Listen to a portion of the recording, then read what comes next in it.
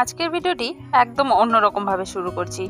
সেটা দেখে কিন্তু তোমরা বুঝতেই পারছো যে কোথা থেকে আমি ভিডিওটা শুরু করছি।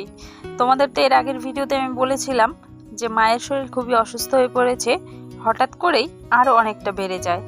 এমনিতে তো প্রাইভেটে ডাক্তার দেখিয়েছিলাম, আগে যখন মায়ের এরকম অসুবিধা হয়েছিল যে ডাক্তার দেখিয়েছিলাম সেখানে দেখানো হয়েছে, সেই ওষুধ খেয়ে কোনো কাজে আসছে না, বরঞ্চ আরও বেড়ে গেছে। বাড়িতে কোনোভাবেই রাখা যাচ্ছিল না, শুয়েও থাকতে পারছিল না, বসেও থাকতে পারছিল না।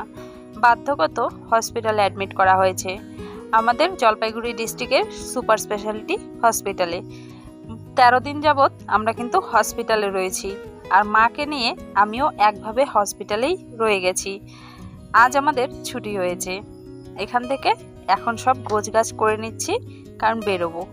এখানকার সব কাগজপত্র ডিসচার্জের সব কিছু তৈরি হয়ে গেছে, এখন শুধুমাত্র বাবা আসলেই আমরা বেরিয়ে যাব। একা একা বুঝতেই তো পারছো, 13 দিন যাবৎ রয়েছি, একটা ছোটোখাটো সংসার পাতা কিন্তু হয়ে গেছে। এত কিছু নিয়ে একা একা যাওয়াটা আমার পক্ষে একটু কঠিন। আর হ্যাঁ, বাবা বাড়ি থেকে একদম গাড়ি নিয়ে আসবে, ওই গাড়িতেই কিন্তু আমরা চলে যাব। কারণ মায়ের অবস্থা এখন অতটাও ভালো নয় যে বাসে বা অন্য কিছুতে নিয়ে যাওয়া যাবে। তাই কিন্তু বাবার জন্য ওয়েট করছি কখন আসবে। আর হ্যাঁ, আগের তুলনায় এখন একটু ভালো আছে, তবেই কিন্তু বাড়ি নিয়ে যাচ্ছি। আর 13 দিন যাবৎ রয়েছি এখানে, ব্যথার ইঞ্জেকশন, অ্যান্টিবায়োটিক ইঞ্জেকশনগুলো পড়েছে, তাতে একটু আরাম পেয়েছে। তারপরে দেখা যাক বাড়ি গিয়ে কেমন হয়, না হলে তো আরও অন্য ব্যবস্থা নিতেই হবে, কারণ এইভাবে তো ঘরে ফেলে রাখা যাবে না। এখন যেমন একটু একটু হাঁটতে পারছে, জানি না বাড়ি গিয়ে এই ইঞ্জেকশনগুলো বন্ধ হলে আবার কেমন হবে। দেখো গাড়ি চলে এসেছে, আমরা কিন্তু অলরেডি বেরিয়েও পড়েছি।